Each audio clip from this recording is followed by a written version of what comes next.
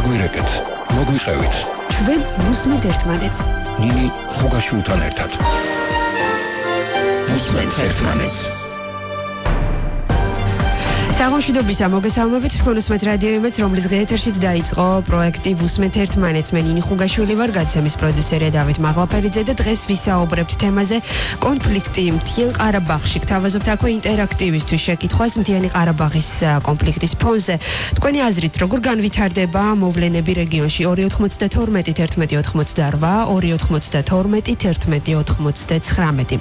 მთიანი ყარაბაღის კონფლიქტის ზონაში ვითარება კვლავ დაძაბულია. აზერბაიჯანის მთავრობაში ამბობენ, რომ ისინი კონფლიქტის ზონაში საბრძოლო მოქმედებებს ცალმხრივად წყვეტენ. აზერბაიჯანის პრეზიდენტის ილჰამ ალიევის განცხადებით, სომხეთს არ სურს ყარაბაღის კონფლიქტის მოგვარება, მიუხედავად იმისა, რომ ბაქოს არ დაურღვევია ცეცხლის შეწყვეტის შესახებ შეთანხმება. სომხეთის თავდაცვის სამინისტროს პრესსამსახურში კი ალიევის განცხადებას ეგრეთ წოდებული საინფორმაციო ხაფანგი უწოდეს. ამას გარდა სომხური მხარის ცნობით, მთიანი ყარაბაღის შეიარაღებულმა ძალებმა კონფლიქტის ზონაში ორშაბათს დილით აზერბაიჯანული მხარის კიდევ 3 ტანკი გაანადგურეს. მათივე განცხადებით, ამ დრომდე აზერბაიჯანული მხარის 17 ტანკის, 2 სამხედრო ვერტმფრენისა და დიდი რაოდენობით ჯავშან ტრანსპორტიორების განადგურება მოხერხდა. რაც შეეხება მსხვერპლს, გავრცელებული ინფორმაციით დაიღუპა 18 სომეხი და 12 აზერბაიჯანელი ჯარისკაცი. გაეროს ოფისის ცნობით კი მთიან ყარაბაღში 33 ადამიანი დაიღუპა და 200-ზე მეტი დაშავდა. ვუსმენთ ერთმანეთს. თემაზე სასაუბროდ ღიეთერში ვთავთ სერგი კაპანაძე, საქართველოს რეფორმატორთა ასოციაციის ხელმძღვანელს. მოგესალმებით ბატონო სერგი, მადლობა გადაცემაში მონაწილეობისთვის. ყარაბაღში სერიოზულად დაიძაბა ვითარება. რა შეგიძლიათ გვითხრათ ამ თემასთან მიმართებაში? თქვენი აზრით რა განაპირობა ამ პრობლემის გაღვივება, პრობლემის რომელიც 20 წელზე მეტია გაყინულ კონფლიქტად შეიძლება ჩაითვალოს? მოგესალმებით. ისეთარდება ბევრი მიზეზია. მთავარი მიზეზი ალბათ არის ის, რომ ასეთი კონფლიქტები არ იქნება დიდი ხნით. ანუ შეუძლებელია რომ იმედი გქონდეს, რომ 10 წლეულები იქნება ესეთი კონფლიქტი, რომელიც დიდენტობის კონფლიქტი არის პირველ რიგში, რომელსაც დიდი სიმბოლური დატვირთვა ორივე მხარისთვის. ამას ამდენი ადამიანი შეეძლოთ, ამდენი ტყუილის და გადაადგილებული პირის გაჩენა გამოიწვია. რო გაიხსნა. ამიტომ მოსალოდნელი იყოს, რომ მოხდებოდა მისი გალღობა, ასე ვთქვათ, როდისმე. ფაშოვის ამდენჯერმე იყო ასევე ამის მცდელობა ბოლო პერიოდში. შეგახსენებთ, რომ რამდენიმე წლის წინ ამერიკის ჩარევამ და უშუალოდ ჰილარი კლინტონის პირადმა ჩარევამ განაპირობა ის, რომ 4 ფაზაში არ დაიწყო. და რატომ მაინც დღეს რაიმე დამატებით მოვლენებს უკავშირებთ? ეს არის საქმეთ მაგაშია, რომ ატომანი დღეს ესეთი ტიპის კონფლიქტია, რომელიც ნებისმიერ მომენტში შეიძლება რომ იყოს გალღობილი. დღეს რაღაცეებმა შეუწყო ხელი ბუნებრივია. პირველ რიგში ხელი შეუწყო იმან, რომ რუსეთს და თურქეთს შორის, რომლებიც ამ რეგიონში გარკვეულწილად მაინც თანამშრომლობდნენ აქამდე. ეხლა დღეს უკვე არის სრულად გაცილებული ურთიერთობები და ღია დაპირისპირებაში არიან ისინი ერთმანეთთან. ეს არის ერთი. მეორე, თქვენ იცით, რომ ბოლო პერიოდის განმავლობაში, ბოლო 10 წლეულის, მოდი ასე ვთქვათ, აზერბაიჯანის მხრიდან ხდებოდა სერიოზული სამხედრო მზადყოფნის გაძლიერება სერიოზულად. ეს ცნობილი ფაქტია, რომ აზერბაიჯანის სამხედრო ბიუჯეტი არის უფრო მეტი მარტო ვიდრე სომხეთის მთლიანი ბიუჯეტი, ხო? ანუ რაღაც ეტაპზე ესეთი ტიპის დისბალანსი, ესეთი ტიპის რასაც ქვია, აი arms race, რასაც ქვია, ანუ შეიარაღების შეჯიბრი, ხო? გამალებული შეიარაღება, გაწოდებული. ეს მიმდინარეობდა ამ რეგიონში. ამიტომ რაღაც ეტაპზე ამას ყველაფერს ლოგიკური დასასრული მოყვება ხოლმე გალღობა ამ კონფლიქტს. ასევე ამ კონფლიქტს ერთი უცნაური თვისება აქვს, სპეციფიური არის ის, რომ ამ კონფლიქტში დაშორიშებული მხარეები ისე არიან დაშორიშებული, მათ შორის არავინ არ დგას. აქ არ არის არც სამშვიდობო ძალა, აქ არ არის არც რომელიმე მესამე სახელმწიფოს შუაში მყოფი ძალა. ჩვეულებრივად განაღმული ველი და სანგრები აშორებს ორ კონფლიქტის მხარეს ერთმანეთთან. ამიტომ ნებისმიერ დროს შეიძლება გახდეს ეს მეთქება საშიში. ასევე ასეთი ტიპის ვითარებაში უკვე შიდა პოლიტიკური პროცესები, როგორც არის მაგალითად აზერბაიჯანის სომხეთის შიგნით მიმდინარე პოლიტიკური პროცესები, შეიძლება იყოს კატალიზატორი ამ მოვლენების უფრო დრამატული ესკალაციის. ამიტომ ეს მოსალოდნელი იყო ბოლო რამდენიმე წლის განმავლობაში რეგულარულად არის საუბარი იმაზე, რომ ყარაბაღი შეიძლება აფეთქდეს. გვახსოვს კიდევ თითქოს რამდენიმე წლის წინ, როდესაც იყო საუბარი სომხეთის სტეპანაკერტში ფრენების აცხების შესაძლებლობაზე ეს შეიძლება ყოფილიყო მაშინ ეკონდათ ახალი კაზუსების ეფექტის მომტანი. ანუ ხშირი იყო ესე. აბსოლუტურად ასევე ის რომ ასეთი ტიპის დაპირისპირებულ სიტუაციაში ნებისმიერი ინციდენტი შეიძლება იყოს თვითონ ომის დამწყები. საკმარისია ერთი ადამიანი მოკვდეს ასე ვთქვათ არასწორი ადამიანი ბჭყალებში რა, ან რაღაც მაღალი დონის სამხედრო ხო? ამან შეიძლება გამოიწვიოს მოვლენათა ისეთი ჯაჭვის განვითარება, რომელსაც მე ვერ აჩერებ. ამიტომ ბევრი რაღაც დაემთხვა რა ერთმანეთს. აქედან გამომდინარე, ეხლა დღევანდელ ვითარებაში ეს არის ისეთი ტიპის კონფლიქტი, რომლის აი ესე უცბად galღობა და მარტივად შეიძლება მოხდეს, მაგრამ მე განძნელია მისი ჩაქრობა. იმიტომ რომ ორივე მხარისთვის იმდენად სულთან ახლოს აკითხია, იმდენად ბევრი არის სასწორზე დადებული, რომ ძალიან ძნელი არის შენივი აუდიტორია ქვეყნში მე დაარწმუნო, თუ რატო არ აგრძელებს სამხედრო მოქმედებას, როცა ბოლო წლების განმავლობაში, როგორც სომხეთი, ისე აზერბაიჯანში ორივე ქვეყნის ხელისუფლება თავის მოსახლეობას ეუბნებოდა, რომ აი თუ ომი იქნება ჩვენ მხრებით გამარჯვებული, აუცილებლად ჩვენ ვიგებთ ამ დაპირისპირებას. ეხლა ოდესაც იწყება, მე ძალიან ძნელია აუხსნა შენ მოქალაქეებს, რომ რატო გაჩერდი და რა მიიღე ამ დაპირისპირების შეწყვეტის შედეგად. ამიტომ ეს არის ძალიან სახიფათო სპირალი. მე ძალიან დიდი იმედი მაქვს, რომ საერთაშორისო თანამეგობრობა გამოფხიზლდება და აქტიურად ჩაერევა, იმიტომ რომ სხვაგვარად არ მგონია, რომ აქ მოხდეს რაიმე ტიპის რა ფორმით უნდა ჩაერიოს საერთაშორისო თანამეგობრობა თქვენი აზრით? მისის რა იღალასაც ვამბობდი, ეს არის კონფლიქტი, რომელშიც საერთაშორისო თანამეგობრობის შარევა არის მინიმალური. ერთი ადგილზე არ არის არანაირი საერთაშორისო ყოფნა.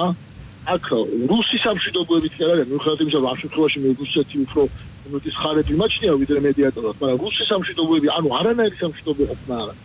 საერთაშორისო ორგანიზაციებს ამ კონფლიქტურ რეგიონში, როგორც ყარაბაღში, ისე მის გარშემო ოკუპირებულ ტერიტორიებზე არანაირი ყოფნა არ გააშენა, არც გაეროს, არც ეუთოს. ეუთოს ერთადერთი ყოფნა ადგილზე არის თბილისში მყოფი ეუთოს თავმჯდომარე ქვეყნის სპეცდამომადგენლის ბატონი კასპიჩიკის ოფისი, რომელიც რეგულარულად სტუმრობს ხოლმე ორივე მხარეს, მაგრამ ეს არის უბრალოდ ვიზიტების დონე და არანაირი სერიოზული ან მონიტორინგის ან სამშვიდობო სხვა როლი არ გააჩნია. პოლიტიკური დარეგულირების პროცესი არის უაღრესად სუსტი, იმიტომ რომ ევროკავშირი საერთოდ არ არის ჩართული. მინსკის ჯგუფი, რომელიც შედგება ამერიკის, რუსეთის და საფრანგეთის მონაწილეებისგან და ეუთოს წარმომადგენლებისგან, როგორც წესი, უმაღლეს დონეზე არასოდეს არ არის ამ კონფლიქტის დაკავება. რაც თავარია, ვაშინგტონში და ბრიუსელში ამ კონფლიქტის თავისებური ხედვა და აქტიური, ასე ვთქვათ, ჩართულობა არ ხონიათ არც არასდროს და არც ეხლა არა. ნაკლები ინტერესისგან არის ბატონ სერგიეს გამოწვეული, ნაკლები ინტერესისგან არის გამოწვეული. ბუნებრივია მათ შორის, იმიტომ რომ აქ საქმე როგორ არის კონკრეტული გახსნილი უსაფრთხოების დილემის სიტუაცია. ორივე მხარე არის დაინტერესებული, რომ სტატუს კო თუ შეიძლება თავის სასიკეთოდ შეიცვალოს და ორივე მხარე ელოდება შესაძლებლობის გამოჩენას, რომ შეცვალოს სიტუაცია თავის სასიკეთოდ. რაც უფრო ნაკლები ყურადღებაა საერთაშორისო თანამეგობრობის მხრიდან, მით უფრო მეტია შანსი ის კალკულაციისა ორივე მხარის მხრიდან, რომ აი ეხლა არის უკეთესი მდგომარეობა და მოდი სანამ ვიღაცა გაიღვიძებს რაღაც კონკრეტულ წარმატებას მივახციოთ ადგილზე, რომ მე თუ იქნება საერთაშორისო ჩარევა, ეს წარმატება გაიხინოს და თქვა ჩვენ შეგვწეს რაღაც. გასაგებია, ბატონ სერგი. მიდგომა გავს ლოკალიზებულ კომიტეტში ძალიან ხშირი არის ხო. მაღალია საერთაშორისო თანამეგობრობის აქტივობა, მაშინ უფრო მეტ ფიქრობენ ორივე მხარის ლიდერები და სამხედრო წარმომადგენლები, რომ უფრო დაგეგმოს სიტუაცია. ბატონ სერგი, ამ კონფლიქტის ფონზე თქვენი აზრით როგორ განვითარდება მოვლენები თავად რეგიონში? და როგორი უნდა იყოს თქვათ საქართველოს როლი და პოზიცია, ან ჩვენ რა შეიძლება მივიღოთ თქვათ ამ კონფლიქტისგან? არ გავაკეთებ როგორ განვითარდება. ერთი არის რომ ამ წუთში ჯერ კიდევ არსებობს შანსი, რომ ეს კონფლიქტი იყოს ლოკალიზებული და ფართო მასშტაბიან ორ ქვეყანას შორის ომში არ გადაიდოს. თუ ასე მოხდა, ამან მერე გამოიწვია სხვა აქტორების ჩართვა ბოლოში რუსეთის და თურქეთის, ხო? მაშინ ჩვენ გვაქვს ძალიან ცუდად საქმე, იმიტომ რომ ჩვენ მოგიწევს ბევრ კითხვაზე მოგძებნოთ პასუხი, ეს ბევრი დილემა გვექნება, რომელზეც არ არის ადვილი პასუხის მოძებნა. მაგალითად, ისეთი კითხვები, როგორიც არის თუ ვისი სამხედრო პირები გავატაროთ და რა მიმართულებით, როგორ მოვექცეთ, ვისი მხარე დავიჭირთ მაგალითად საერთაშორისო ორგანიზაციებში.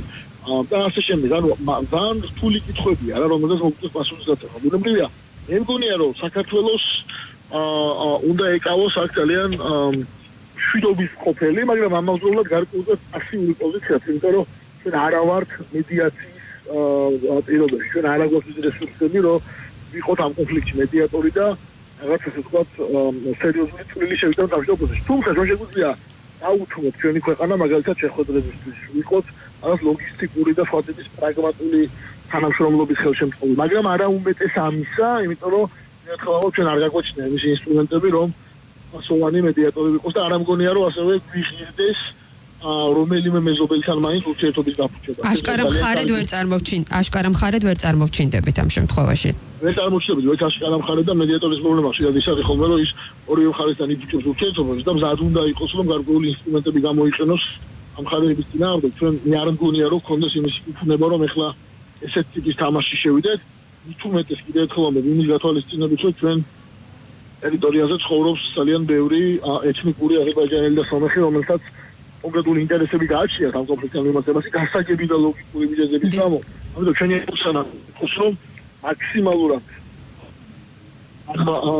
რომ ჩვენ შეიძლება არ მოხდეს რაიმე პროვოცირება, რაიმე ტიპის კონფრონტაციის პროვოცირება, როგორც აქამდე იყო წლების განმავლობაში, მიუხედავად ორ ქვეყანას შორის კონფლიქტის და შვიდობიანად ახალგენ ერთმანეთთან ისე შევინარჩუნოთ. ეს უნდა იყოს პირველი რიგის ამოცანა, მეორე რიგის ამოცანა უნდა იყოს, რომ ჩვენი ტერიტორიული მთლიანობა კიდევ უფრო არ დასუსხდეს და აქ პირველ რიგში გულისხმობ იმას, რომ თუ რუსეთმა მოინდომა ამ კონფლიქტის გამოყენება საიმედო ჩვენთან უფრო მეტად მოიკიდოს ფეში, ეს არ დაუშვათ.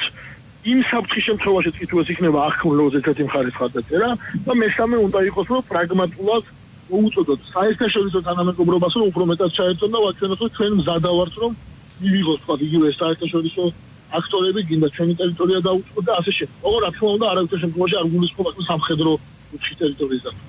ეს რაც შეეხებოდა ჩვენ შიდა სივრცეს, თავად რეგიონში მოვლენების განვითარებას თქვა როგორ ვარაუდობთ, აღნიშნეთ რომ პროგნოზირება უმადური საქმეა, მაგრამ თუ მოვლენები განვითარდა ისე რომ ცეცხლის შეწყვეტა ვერ მოხერხდა. ალო, დიახ, გესმით ჩემი ხმა ბატონ სერგი. მესმის კი.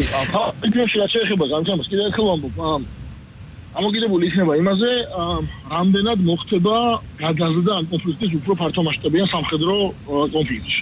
თუ ეს არ მოხდა, მაშინ იმედი მექნება, რომ მოხდება კიდევ უფრო, ასე ვთქვათ, დროებით რაღაც პერიოდში გაყინო ამ კონფლიქტის ისევ და მერე მაქვს იმედი იმისა, რომ საერთაშორისო თანამეგობრობა დაინახავს მათ შორის ჩვენი დასავლელი პარტნიორები, რომ არ შეიძლება ეს კონფლიქტები დატოვო ისე როგორც ეს არის მიტოვებული და რომ აუცილებელი არის პროაქტიული მუშაობა ამ კონფლიქტებზე, პროაქტიულად მათ რეზოლუციაზე მუშაობა და არ დალოდება ყოველ კონკრეტულ წელს თქვა რაღაც ახალი გალღობის და ახალი ასე ვთქვათ კონფრონტაციის გაჩერება. ამიტომ ეხლა მე იმედი მაქვს, რომ არ მოხდება უფრო ფართომასშტაბიანი, მაგრამ თუ მოხდა, მე უკვე ძალიან ბევრნაირად შეიძლება განვითარდეს სიტუაცია და ამიტომ ძალიან ძნელი საპროგნოზო არის კონკრეტულად რა შეიძლება.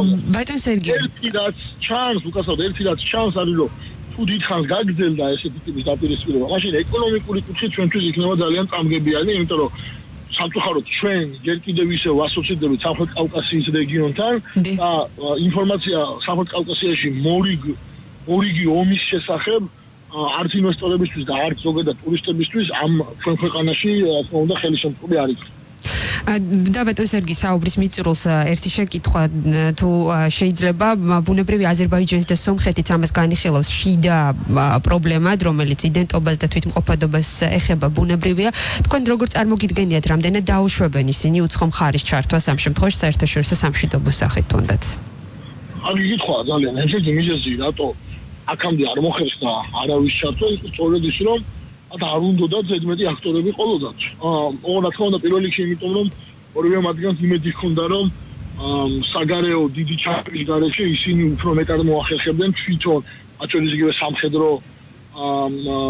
რაღაც საშუალებებით ან სხვადასხვა ალიანსების საშუალებებით რომ მოეგვარებინოს პრობლემა. ამიტომ რა თქმა უნდა არ არის ასეთი მარტივი ამბავი ამ კონფლიქტში საერთაშორისო ჩართვა უბრალოდ სამწუხაროდ ის არის რომ წინააღმდეგ შემთხვევაში ნებისმიერ დროს შეიძლება აფეთქდეს თავიდან ეს კონფლიქტი და ეხლა ჩვენ ინტერესში არის რომ ეს კონფლიქტი არ გაღრმავდეს არც ერთ ფასად, იმიტომ რომ ამას შეიძლება ვიმეორებ ხოლმე თუ ეს მოხდა და ფართომასშტაბიანი ომი ორ ქვეყანას შორის დაიწყო და გახანძლივდა. მაგრამ არ ვიცი იმ ომში ვინ იქნება გამარჯვებული, მაგრამ სამწუხაროდ შეიძლება ჩვენ აღმოჩნდეს. უღრმესი მადლობა. სერგი კაპანაძე, საქართველოს რეფორმატორთა ასოციაციის ხელმძღვანელი საუბრობდა თემაზე კონფლიქტი მთიან ყარაბაღში. მსმენელია ხაზი, ჩვენ შეგვიძლია მოვისმინოთ მისი მოსაზრება მთიანი ყარაბაღის კონფლიქტის ფონზე, როგორ განვითარდება მოვლენები რეგიონში თქვენი აზრით. მოგესალმებით, გისმენთ. მოგესალმებით, თქვენ ღია ეთერში ხართ, გისმენთ. მოგესალმებით ჩვენ საღამომშვიდობისა ქალბატონო ნინო. მოგესალმებით. დიახ, ალო. გისმენთ ღია ეთერში ხართ, როგორ განვითარდება მოვლენები თქვენი აზრით?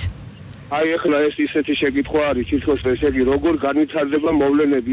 აი წინასწარ მეტყველი ერთი დიდებული ღმერთი არის თქვენ დალოცულება. მე ერთი რაღაცა მაინტერესებს, ესე იგი რატო რა თემას რა ამ თემას მოვეხებით და ამისა ამას განააღარ აქ გვაქვს ისეთი იმდენი თემა ისე გულისხმობილები საქართველოს და იმას გარშემო მოვისაუბროთ. დაპარნაძემ კი არა ეს ღმერთმა იცის ანალიზი ესე იგი და ის პროგნოზირება მალას უმადური კი არა ესე იგი ჯერ რაღაცას ვიჩემებთ ქართველები და სხვათა შორის როგორც ესე სამხრეთ კავკასიის ქვეყნები აზერბაიჯანი სომხეთი და საქართველო ესენი ძმები არიან და ზღურად უნდა და თუ რა მინუსები რო ახასიათებს თუ და სამივე რესპუბლიკას თუ ესე იგი ეს ისე ჩვენ გულებში უნდა ჩავიხედოთ და რაღაცა და ასე რომ ესე იგი არანაირი მესამე ზალა იმ არის ყარაბაღსა და აზერბაიჯანის სომხეთს შორის რო ესე იგი ასაკეთებს საქართველოში აფხაზეთსა და ოსებს შორის ესე იგი აფხაზეთსა და საქართველოს შორის რა გააკეთა რომელმა იმ დასავლეთის ქვეყნებმა რა რომელმა ეუთო რომელმა ევროკავშირის ქვეყნებმა რა არაფერი გაუკეთებია ხო ხედავთ ხახო რა აი მე კიდევ ისე ვიძახილ ესე იგი ჩვენ ესე იგი ქრისტიანი ხალხი მართლმადიდებელი ხალხი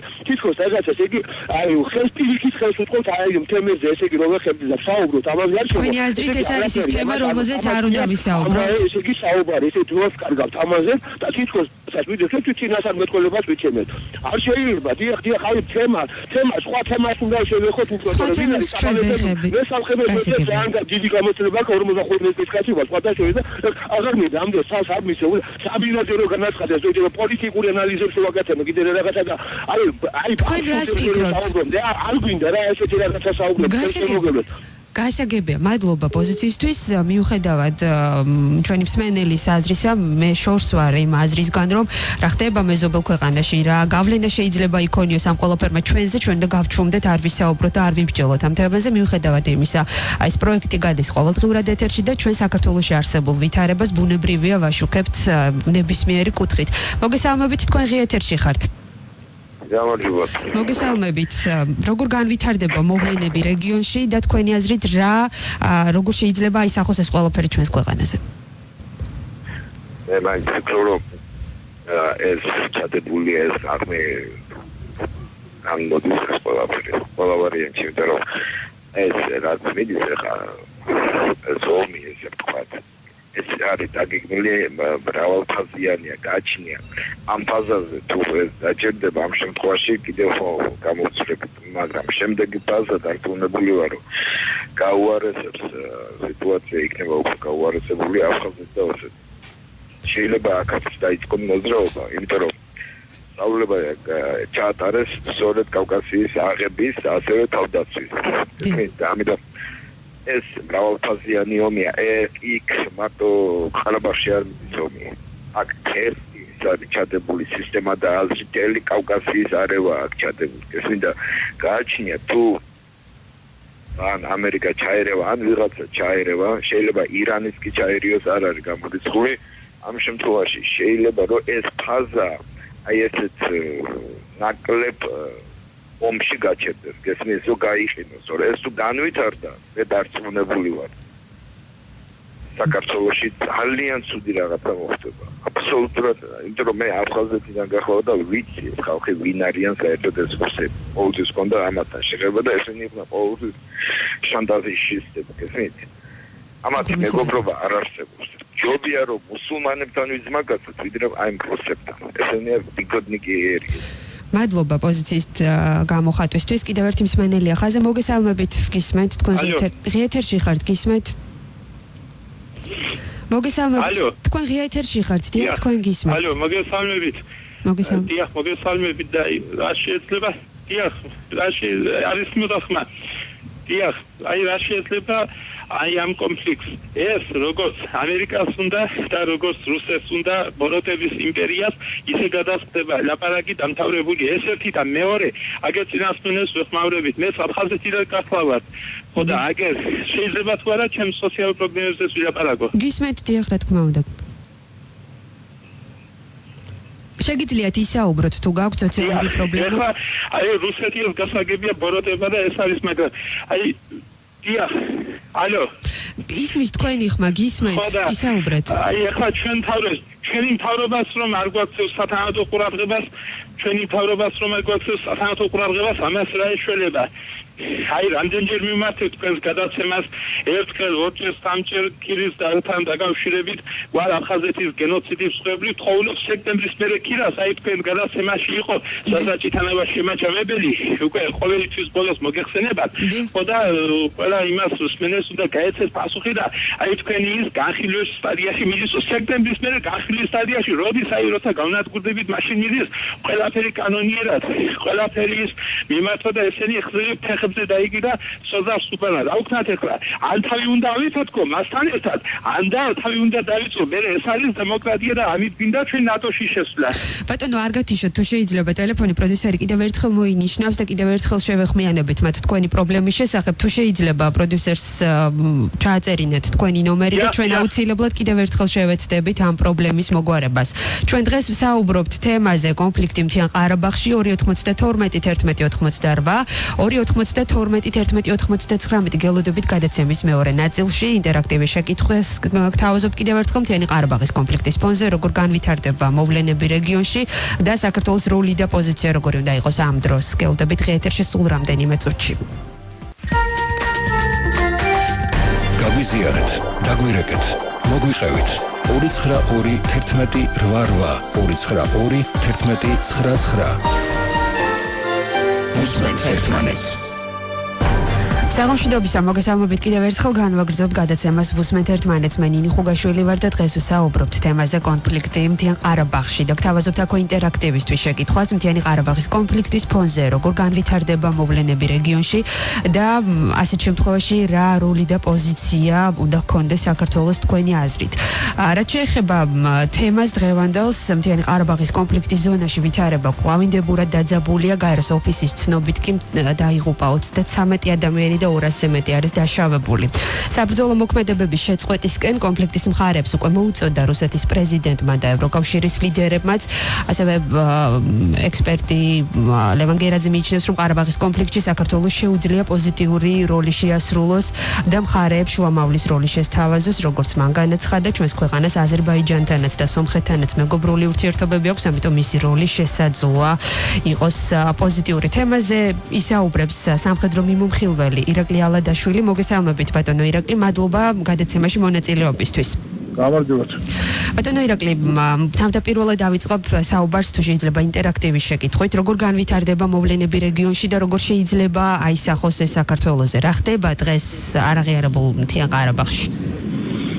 ინფორმაცია იმაზე თუ რა ხდება მთიან ყარაბაღში ამ წუთებში და ამ ბოლო საათებში საკმაოდ ცოტაა, რადგანაც ორივე მხარეს ფაქტობრივად დახურული აქვს საბრძოლო მოქმედებას რაიონებთან მისასვლელი გზები უცხოელი ჟურნალისტებისთვის.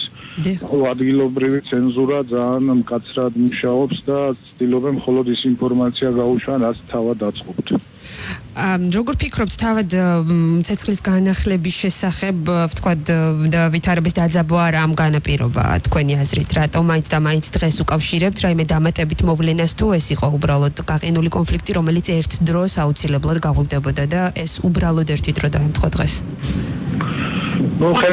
ცეცხლის შეწყვეტის შესახებ ხელი მოეწერა 1994 წლის 5 მაისს. მაშინ ამდენი წლის განმავლობაში მუდმივად ხდებოდა პატარ-პატარა ბრძოლებიც, სროლებიც, ხალხიც იღუპებოდა, მაგრამ ის რაც მოხდა 2 აპრილის გამჩენიისას, ეს 1994 წლის შემდეგ ყველაზე დიდი და ფართომასშტაბიანი დაპირისპირება, რომელშიც გამოიყენება როგორც მსხვილკალიბრიანი артиლერია, ასევე ავიაცია, ტანკები და ასე შემდეგ. ამ სიტუაციაში დღეს სიტუაცია იმიტომაც რთული, რომ განსხვავებით წინა შეტაკებებისგან დღეს ურთიერთდაძაბული ურთიერთობა აქვს უკვე არა მარტო სომხებს და აზერბაიჯანებს, არამედ რუსებსა და თურქებს.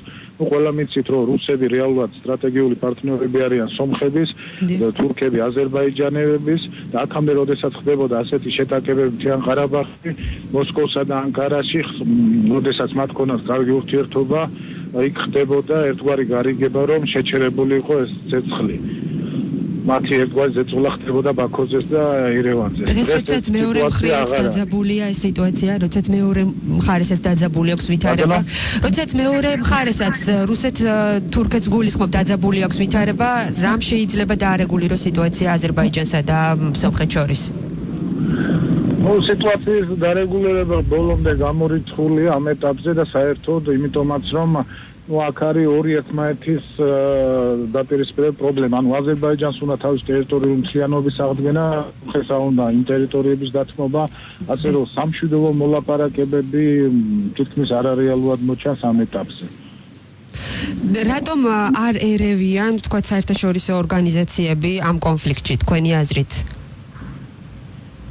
იმიტომ არ ერევია რომ მინსკის ჯგუფი რომელსაც ევალებოდა თქვა და მონაწილეობდა ამ დარეგულირებაში ის არაეფექტური იყო თუმცა შორს ვარ წავიდა ჩვენი გამოცდილებაც უმარა იგივე აფხაზეთში და ცხინვალის რეგიონში როდესაც წლეულობის განმავლობაში იქ რუსეთის სამშვიდობო ძალების გარდა მოქმედებდნენ როგორც ეუთოს წარმომადგენლები ასევე გაეროსი მაგრამ შედეგი რაც მივიღეთ ყველა ვნახეთ დღეს იგივე ნატოს დასავლეთს ეთყობა ბევრად სხვა პრობლემები აქვს იგივე მიგრანტები იგივე სირია და ასე რომ მათთვის კიდევ ახალი თავის ტკივილი სამხრეთ კავკასიის სახით მათ მეტყობა ნაკლებად აწყობთ. და რაც შეეხება რა გავლენა შეიძლება იქონიოს ამან თავად ჩვენს ქვეყანაზე, როგორი პოზიცია უნდა დავიჭიროთ იმისთვის რომ ნაკლებად დავზარალდეთ, შესაძლებელია დღეს ამაზე საუბარი? რა თქმა უნდა, ხიფათები გამოკვეთილია დიდი ხანი ეს დღეს არ ყოფილა.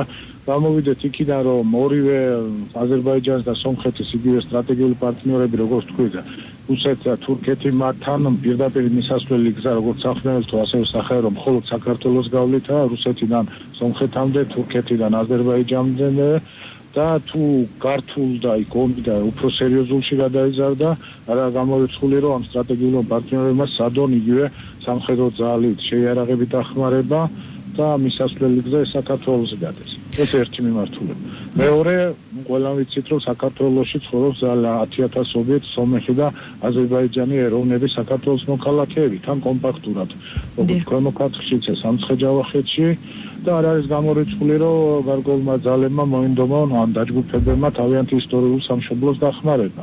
მათ შორის შეიძლება მოწინააღმდეგე მხარის სატრანზიტო ტვირთებზე დივერსიული თავდასხმებით. ჩვენ რა პოზიცია უნდა გქონდეს, როგორ უნდა შევძლოთ ამ შემთხვევაში ყველაზე ოპტიმალური გამოსავლის პოვნა? ყველაზე ოპტიმალური ეთყობა ერთგვარი შუალედური პოზიციის დაკავება. ეხლა ძალიანაც რომ მოვიდოთ ჩვენ ბევრს ვერაფერი შევცვლით.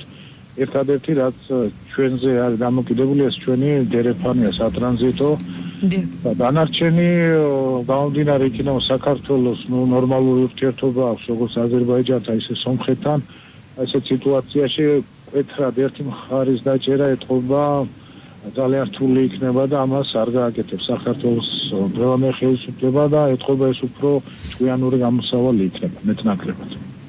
უხრმესი მადლობა ეთერში სამხედრო მიმომხილველი ირაკლი ალადაშვილი საუბრობდა 292-1188 გახლავთ ეთერისთვის განკუთვნილი ტელეფონის ნომრები შეგიძლიათ დარეკოთ ეთერში და ისაუბროთ თემაზე მთიანი ყარაბაღის კონფლიქტის ფონზე როგორ შეიძლება განვითარდეს მოვლენები რეგიონში რა პოზიცია და რა როლი უნდა გქონდეს ჩვენ ამ დროს და რა ტიპის საფრთხეები შეიძლება აღმოჩნდეს ჩვენთვისაც თქვათ საქართველოს პრობლემატური ამ კონფლიქტს როგორც მოგეხსენებათ საკმაოდ გრძელი და სისხლიანი ისტორია აქვს როგორც ირაკლი ალადაშვილი საუბრობდა 90-იან წლებში ყარაბაღის კონფლიქტმა დიდი მსხვერპლი და ტრაგედია მოუტანა ორივე მხარეს ასეულობით 1000 ლტოლვილი და უამრავი დაღუპული როგორც ჩვენი ბოლო სტუმარი საუბრობდა ასევე 99 წლის შემდეგ 2 აპრილის შემდეგ განვითარებული მოვლენები არის ყველაზე მასშტაბური ყარაბაღში სერიოზულად დაიძაბა ვითარება დიდი შანსია ფართომასშტაბიანი სამხედრო მოქმედებები დაიწყოს თუ ომი გაჩაღდა უნდა გვახსოვდეს რომ საქართველოს გადაწყვეტილება ექნება მისაღები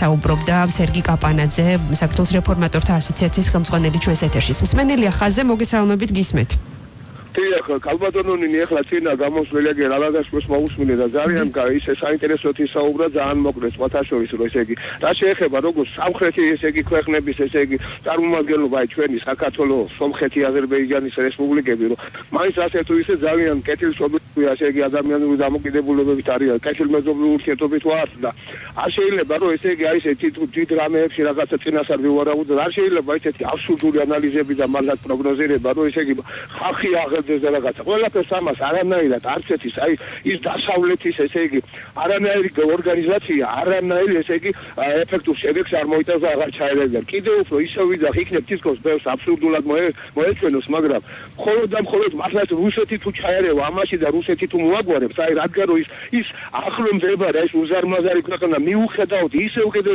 იმისა რომ ესე რუსეთს ტერიტორია აქვს ისეთი რომ მართალია დაავადებულია ის თავრობაზე მხედველობაში 150 მილიონი განა პუტინის ეული არის ყველან ხო და ისე ვიდრე ესე აი ის ფეხი უარ დაუდგავს ადამიანს ისეთ თემად და მაინც თქვისით აი როგორი ჩვენი როა აი 20-25% აი ესე ოკუპირებული მაგრამ მიუხედავად იმისა რომ არავის იმედი არ უნდა გქონდეს მართლაც ესე ჩვენი ქვეყანა ისეთი ერეფანი მართლაც აი პრიზორა გამოყენებული არავითარ შემთხვევაში არ უნდა იქნეს და ეს არ უნდა დაიძაბოს სიტუაცია ვიღაცების ესე იგი თითქოს სერიალი გამოსვლები და რაღაცები და თითქოს აი წინასწარ მე ყველა საიდან ვიცია გარდა ესე იგი ყველაზე უფრო იმაზე დავფიქრეთ რომ ესე იგი ხალხს მართლაც აუცილებლად ესე იგი მოუხმოთ გონებას ნორმალურად ყველა სპეციალისტ ყველა ნიუანსი ყველა ვარიანტი რომ ესე იგი ამას რუსები თუ მოახერხებენ რომ ესე იგი ზუსტად აი შეერიგდეს და რაღაცა რომ იქნება იმიტომ რომ წარხვრივად მაინც ჩვენში და იქნება ქართული ქართულად ვისაცესმის არის სომხები თუ ვის არიან განლაგებული საქართველოს ტერიტორიაზე ცხოვრობენ აზერბაიჯანური მოსახლეობა ხო და მაგრამ ვიცით რომ ესე სინამდვილეში აზერბაიჯანზე სიმართლე გააჩნია თავის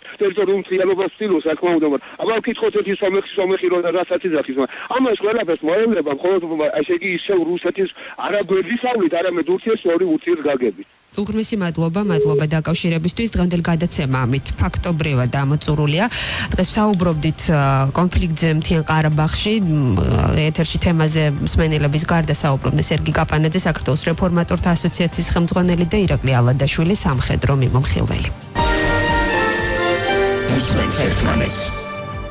ვიდრე ერთმანეთს დავამშვიდობებით შეგახსენებთ რომ რადიო იმედი და სოციალური ვებ-პლატფორმა WeHelp-G ახორციელებენ ერთობლივ საქველმოქმედო კამპანიას რომლის ფარგლებშიც ჩვენ ვცდილობთ დავეხმაროთ მათ ვისაც ეს ყველაზე მეტად სჭირდებათ ამ კვირაში ჩვენ ვეხმარებით 33 წლის ანა ვანიძეს მას აქვს ლეიკემია და საზღვარგარეთ მკურნალობა სჭირდება რომელიც 108,000 ლარი ღირს თქვენ შეგიძლიათ ამატებითი ინფორმაციისთვის ეწვიოთ ვებგვერდს www.wehelp.g და დაეხმაროთ დღევანდელ ბენეფიციარს ან ასევე დარეკოთ ნომერზე 0900 701-082 ზარისხირებულება 1 ლარი კიდევ ერთხელ გავიმეორებ ნომერს 0900-701-082 თქვენი კეთილინებით დაეხმარებით 33 წლის ანა ვანიძეს რომელსაც ლეიკემია აქვს და დასახმარებლად ჭირდება მკურნალობისთვის 108,000 ლარი საერთო ჯამში უღრმესი მადლობა ყურადღებისთვის ჩვენ გვაქვს კლავინდებურად თქვენი თანადგომის იმედი და გემშვიდობებით მომავალ საეთერო შეხვედრამდე ნახვამდის გაგვიზიარეთ, დაგვირეკეთ, მოგვიყევით. ჩვენ ვუსმენთ ერთმანეთს. ნინი ხუგაშვილთან ერთად. ვუსმენთ ერთმანეთს.